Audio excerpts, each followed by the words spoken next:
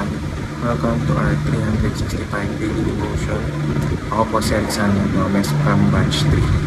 At ang topic po na tatalakayin natin ngayon ay Armor of God, Shield of Faith.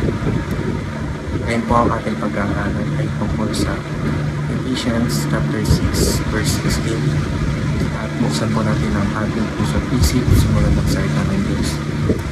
Sinasabi dito sa verse na, in all circumstances, take up the shield of faith, with which you can extinguish all the flaming darts of the evil one.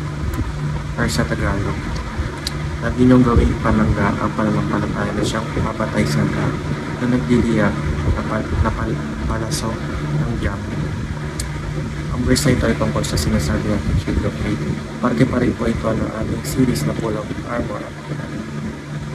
Sinasabi sa verse na ito na gawin dapat nating panangga ang ating pananampalataya laban sa masasama. Ang pananampalataya raw natin sa Panginoon ang magliligtas sa atin upang hindi tayo masira ng araw. Teaching number 1, Christians are both offensive and defensive. Tayo mga Kristiyano, kaya natin lumaban at kaya rin natin lumipensa.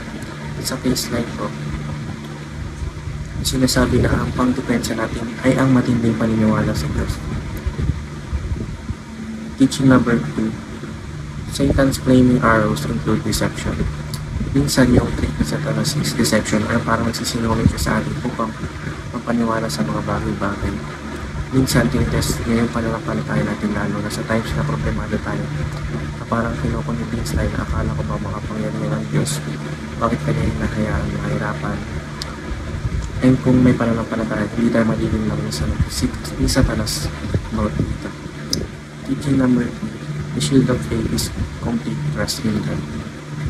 Kung 100% ang pagtitiwala mo sa Panginoon, walang rason para madisip o mapaloko ka sa mga kaaway. Walang rason para magdudo sa Kanya. Application number 1, be both offensive and defensive. Sa pagiging offensive, tayo na mismo ang lumalaban sa mga kaaway sa pamamagitan ng salita ng Diyos. At pag-iwas mismo sa tukso. Sa pagiging defensive naman, kahit anong tukso o sa atin ng mga kaaway ay hindi tayo maniniwala sapagkat ang tiwala natin ay nasa Panginoon lamang. Application number 2, fight deception with faith. Kaya nating labanan ang paglinlang ng kaaway sa pamamagitan ng pananampalataya. Hindi tayong madadaig ng sinuman kung sa Diyos lang natin ibibigay ang 100% natin paniniwala. Application number 3, practice trusting God completely. Mahirap magtiwala sa hindi natin kilala. Pero hindi sa Diyos, dapat natin siyang kilalanin upang hindi tayo mahirapan na ibig yung pananampalataya. Minsan kasi sinasabi natin na titiwala tayo sa Panginoon, pero hindi naman natin maipakita sa Kanya. Dapat kapag nagtiwala tayo ay buong puso at walang pag-aalingan. Ayun lamang po ang devotion. Maraming salamat.